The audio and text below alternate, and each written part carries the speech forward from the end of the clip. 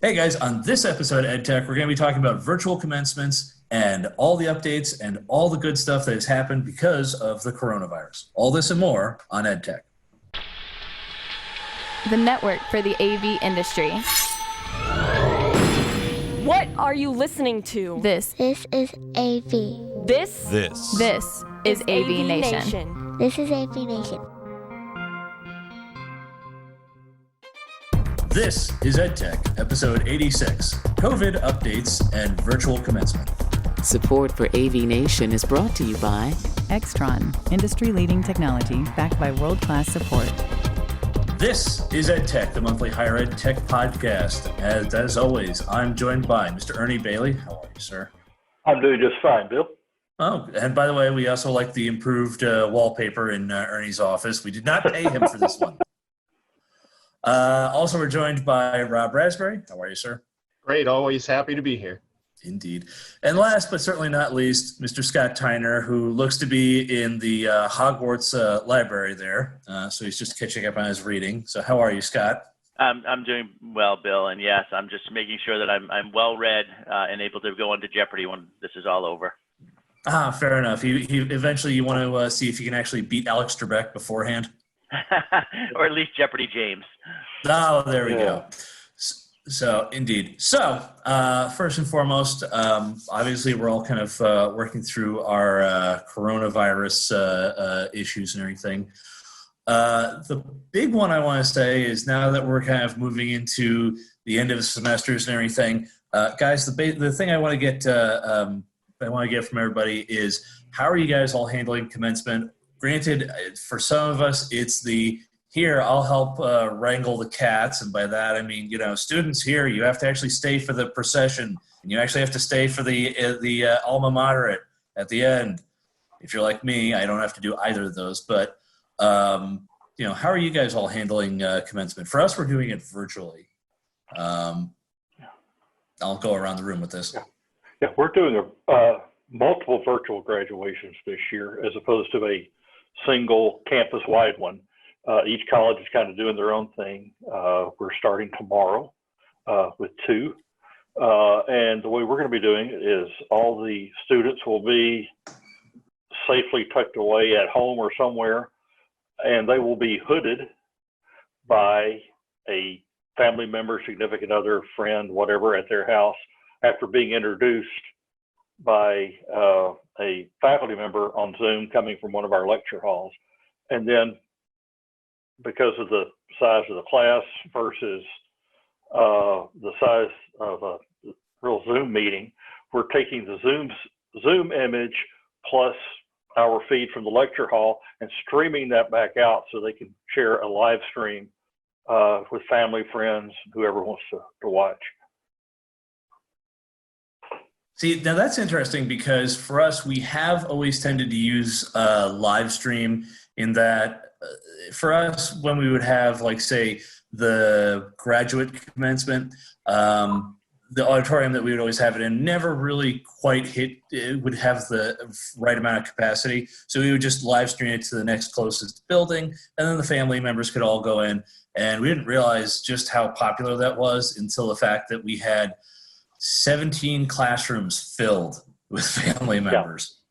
And so, in the future, it may just be here. We're just going to, for the most part, we're probably going to, we always tend to stream everything on YouTube. But, with virtual commencements, it's been interesting. Rob or Scott, same line of thought, or you guys are just looking going, yeah, it's already been handled?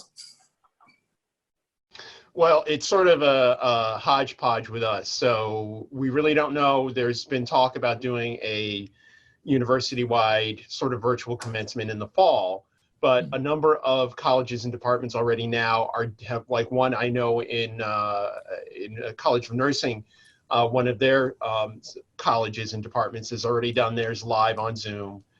We have requests from some of the bigger colleges to do actually videos, so it's not really per se a live commencement where we're producing a video, having 5 seconds of each student that's graduated put their name up there, and the dean will say their name, and we do a pre-produced video.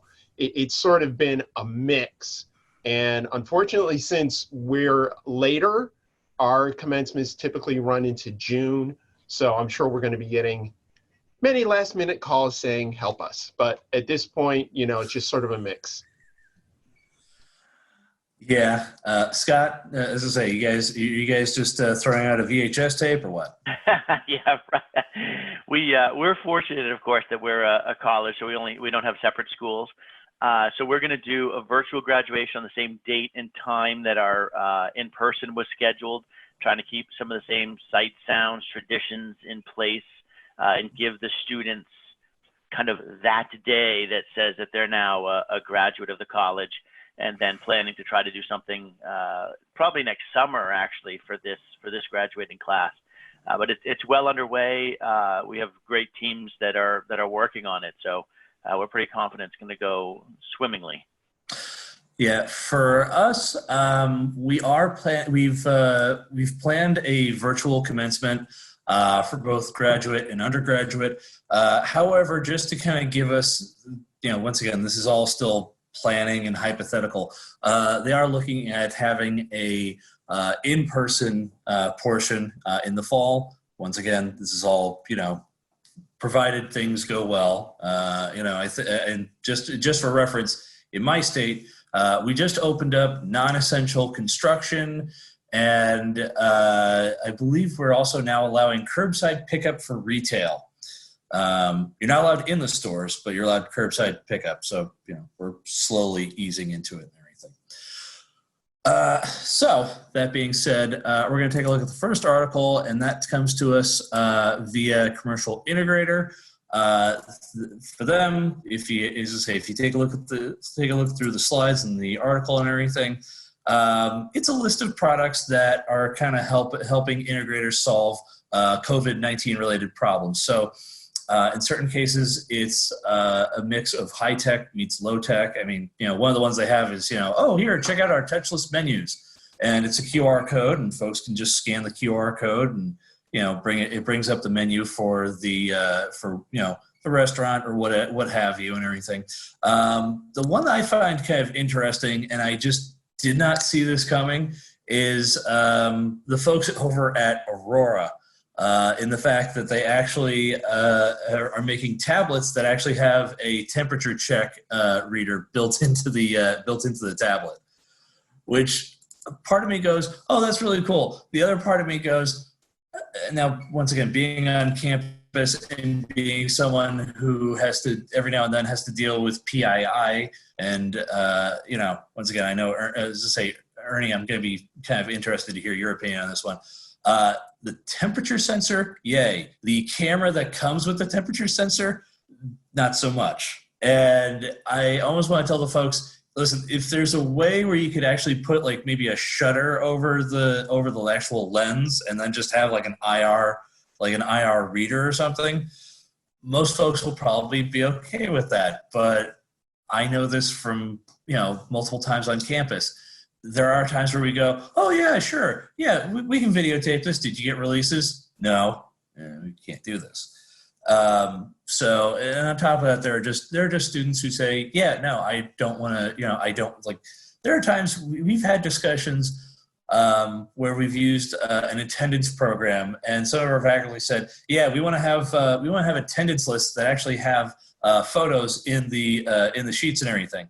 And it literally turned into a number of students said, well, I don't want to have my photo taken, and you can't actually force me. So like, well, we'll just use what's on your student ID. And they're like, no. And it turned into a bit of a hodgepodge. So I just want to hear you guys' thoughts on these for a minute. So, I mean, I thought that, the tablet with the camera was interesting. The poly unit, we've seen a lot of this stuff before, and it was interesting that obviously the article was geared towards, mostly non-educational applications. So it was sort of hard to hone in on, what was best. I mean, you have speakerphones, you have your, the encoder.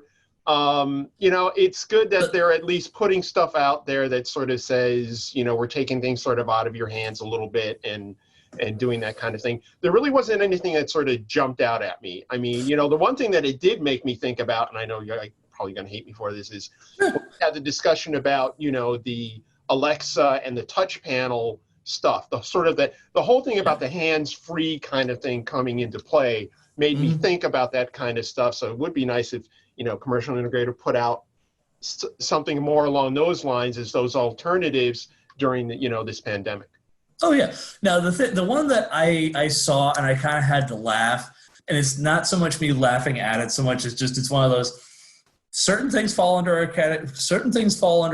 umbrella, certain others don't. The one I looked and said, "Oh, that's funny," was the cell phone booster. I'm like, I've tried doing that in my school so many times, and they go, "Listen, we have a partnership with AT&T." Yeah, but I have Verizon. Oh, that's nice. Bill, your work phone is AT&T. Oh yeah, I forgot about that. Okay. So once again, it's one of those ones where I looked and went, "Oh, that's cool." I don't actually install these, and if we did, our telecom folks put in stuff that looks like you're trying to shove a Mack truck into the telecom office.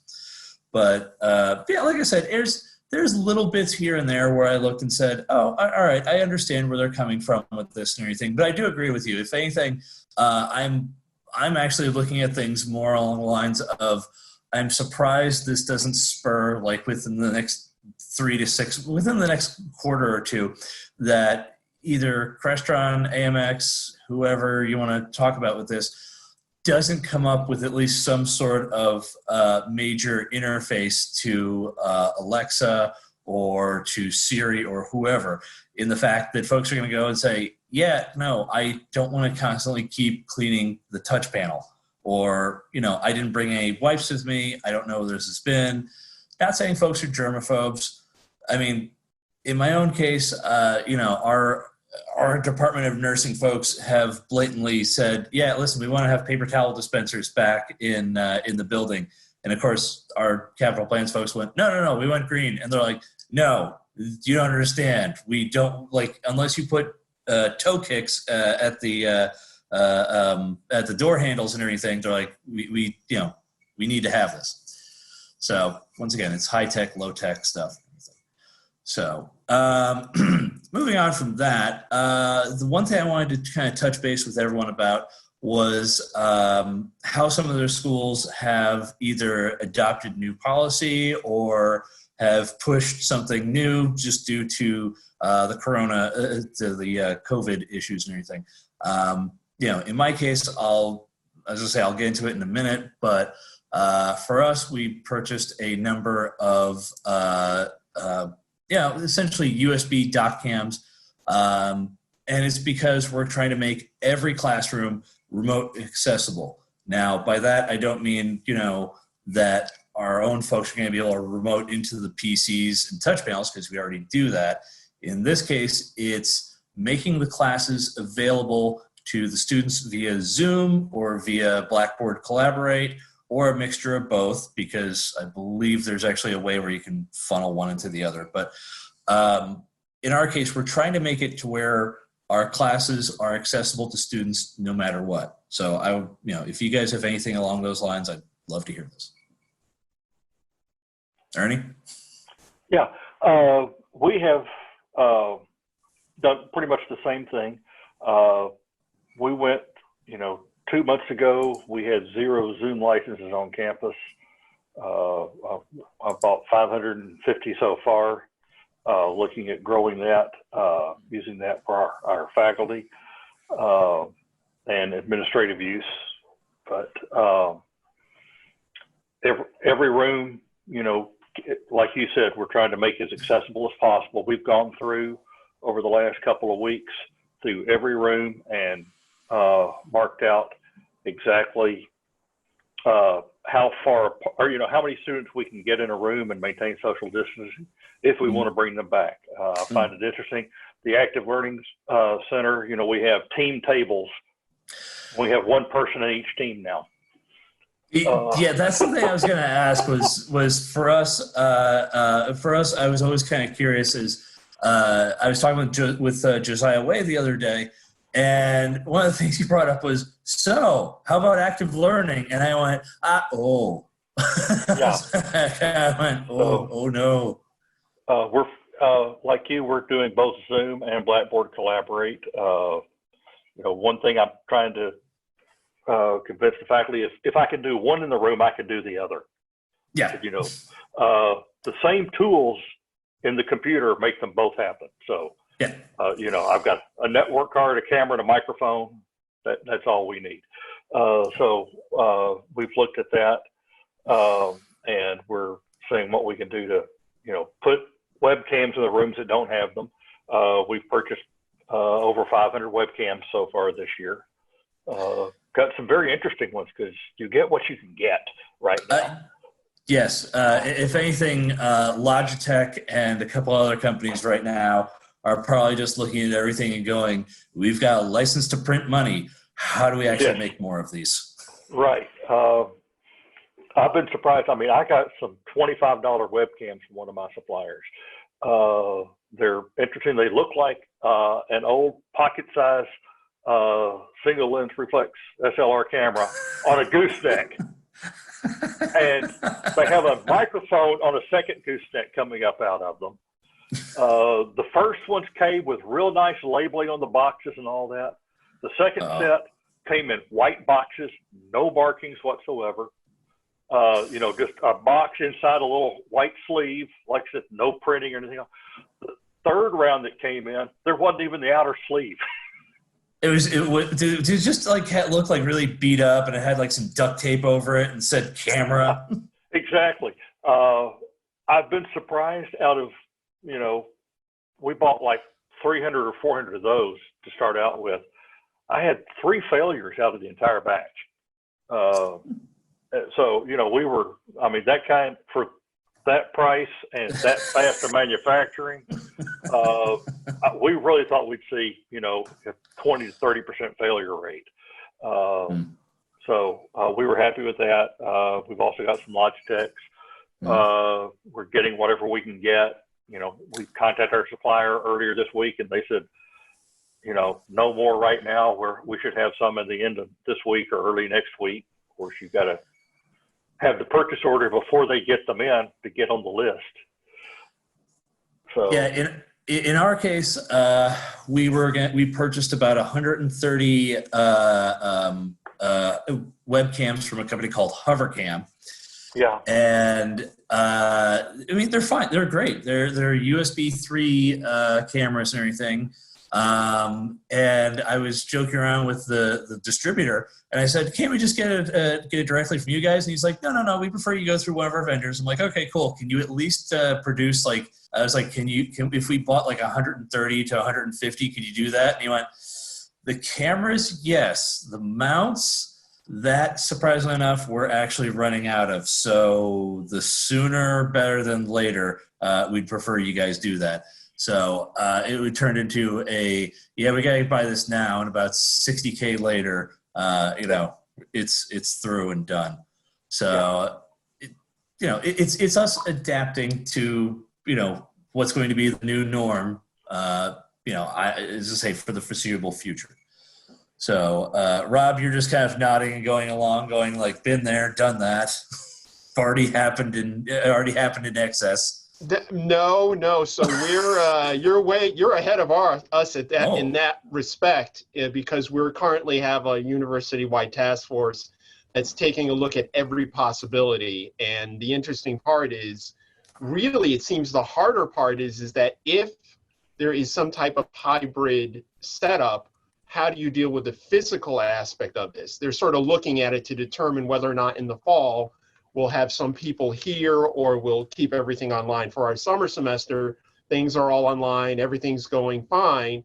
And surprisingly, even the challenged professors and instructors are working the Zoom platform and collaborate. They're working them remarkably well, which was astounding. So I guess it's amazing what you can do when you force somebody to do something. So, we're taking a look at all those different aspects. And because we have so many different colleges and different departments, we're trying to get an overall inventory of what classrooms already are, camera ready, have, recording capability, that kind of thing. But I think what it's going to end up being initially, until like say we order these hundreds and hundreds of webcams and everything else, is most laptops, unfortunately, they have the little camera, they have the microphone. It's not the greatest quality. I think one of our biggest things may be just purchasing, USB conference phones to increase the quality. An instructor comes into a classroom that may not be equipped with a camera, puts their laptop, plugs into Zoom, projects it on the screen, on the display or projector, and they go to it. So you're ahead of us on that curve, but we're looking at it sort of very closely to see how we can combine the physical aspect and then the online aspect of what's going on. But fortunately, like Ernie, we just transitioned into this, and having our enterprise account, as I mentioned before, was a big help. And also, the collaborate in Blackboard. So one of the things that we're looking at is memory is a problem for recordings. Everything needs to be recorded. And so where do you store all that stuff? So we're sort of looking at this Zoom Kaltura integration, trying to assess that to see if that works. I can definitely see that. That's the thing I'm waiting on for us to suddenly have that where we're going to store all this. At the same time, I also happily look and say, listen, I'm just the hardware monkey for the classrooms at the moment. I'm not having to handle the actual storage stuff. Although on the flip side, we are also in the fact that we have to juggle three monsters in that. We have Blackboard Collaborate, we have Zoom, and then on top of that is the fact that we also have an enterprise WebEx license. And originally we were trying to push with everyone, yeah, go WebEx. And you guys know as well as I do, it's whoever gets the branding first is what the folks want. Doesn't matter if there are better features, doesn't matter if there are easier options or anything like that. They're like, nope. So our faculty, we told them all, hey, we've got WebEx. You guys can do the WebEx sessions. You can push the same invites out to the students and everything else. And the faculty went and said, nope, we want Zoom. And they went to the president and said, we want Zoom. President said, we're getting Zoom. It was okay, no problem. It is what it is.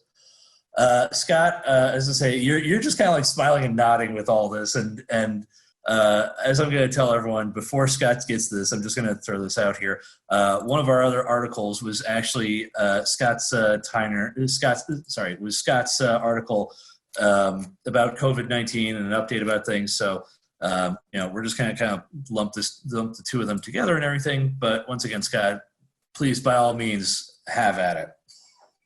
Yeah, I mean, we're dealing with the same issues as everybody, right? And we're very much looking at this high flex model for the fall, where we plan on having students on campus. We know that some are going to have to be quarantined. We know some faculty aren't going to be able to make it on campus. So cameras, audio in every classroom, the ability to do class capture as much as possible.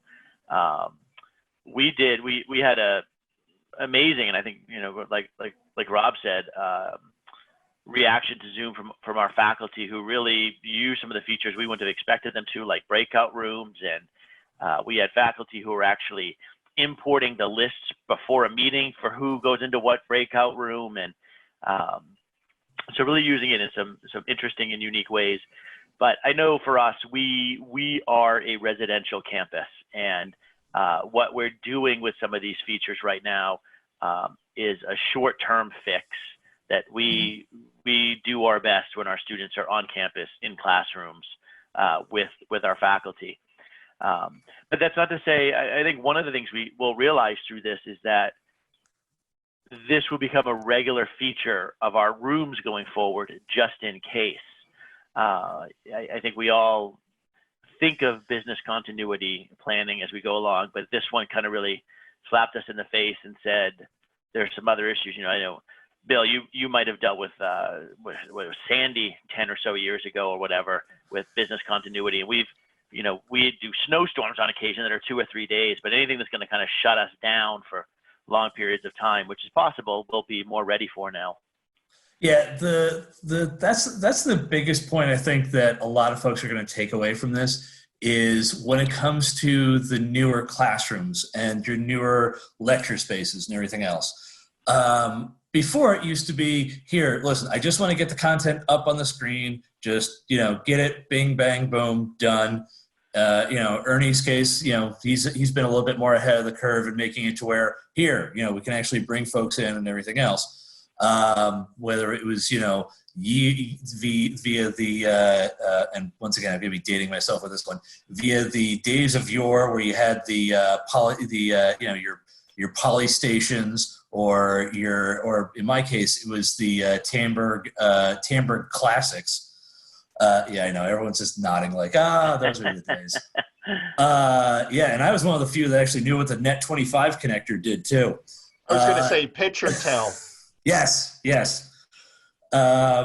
any event, these days it's kind of turning more into, okay, how many data drops do we need in the room? How do we do this over the network? How do we flex this better?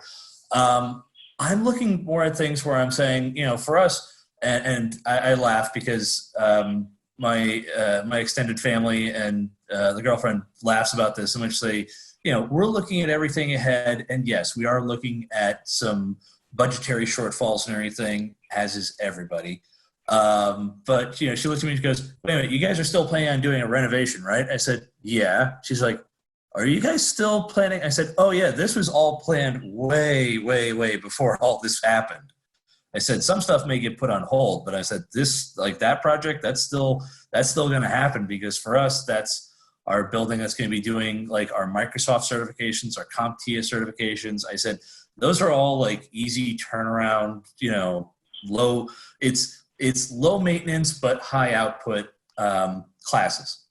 I said, yeah, the school's still going forward with that. And she's like, "Are you guys still planning on doing like distance learning with that?" And I was like, yeah, I said, we're going to be adapting, and, case in point, what we planned originally for that building is what we're going to be doing for the rest of the campus. So it's just how we adapt and move on with it. So, Scott, once again, like this is the big question I'm going to have for you. What's been at least the biggest surprise that you've come out of this with, at least with the faculty and everything, and not just the ones where you as I would put, would be very seasoned and you're just like, oh, they so-and-so took to it? That's amazing. What were some of the things that you looked and just went, I never thought of it this way, or that's great that there wasn't even like a drop off for some of the faculty? I think actually, for me, Bill, it's just an overall surprise that, we didn't have a faculty member who either said, "No, I'm not doing that," mm-hmm. or who kind of gave a real problem to us and was a real headache. To the person, every single person was thankful, supportive. "You guys are doing a great job. Thank you for this." And I think that's where we kind of get down to that. We're all in this together, right? This mm-hmm. nobody's fault. Nobody could have prevented this. I think what'll be interesting going forward is how much faculty have learned from it and how much they're willing to continue some of these changes. And again, I'm not saying do online learning all the time, but think about, well, maybe a flipped classroom does make sense going forward. Maybe a student who's traveling for athletic contests could flip open their laptop and listen to my lecture, where there was a lot of hesitation to that kind of stuff in the past, of recording lectures or putting, the classroom live online. So I think some of those things will be the interesting thing to see and may surprise us. Yeah, the thing that I'm kind of looking at least with our school, is we may see an increased adoption of hybrid classes. And for those of you who are not familiar with them and everything, it's X number of classes are done online, and then X number of classes are either in person or they're condensed, or they have X number of classes online. That way the number of in-person classes are reduced. So it's, as I say, at least in the AV world, as technology managers, I've known a couple of companies that have done, essentially the hybrid form of these classes and everything. Extron's done them. Crestron's done them a lot. in which it's here, take this amount of online classes ahead of time. That way, when you actually are on site and taking the classes, it's just here, let's hit the ground running and go. So I have a feeling we're going to start seeing a little bit more of those going forward, at least on our campus. That's for certain. Guys, looking at the times and everything, that's probably about all the time we really have. Where can the fine folks find you at, Mr. Tyner? You can find me on Twitter at @STyner, and you can find me on LinkedIn as well. All right, Mr. Raspberry? LinkedIn, and of course on this amazing program. Oh, indeed. Yeah. And Mr. Ernie Bailey, where can the fine folks find you at? You can find me on LinkedIn. Oh, there you go. Folks, you can find me on LinkedIn. Periodically, you'll probably find me on Twitter, but that's only because I'm usually following to see whatever Joe Way or his minions at USC, as it's Joe's Joe, are throwing at the poor man on the following days. In any event, once again, this has been EdTech, part of the AVNation family of podcasts. As always, this is EdTech.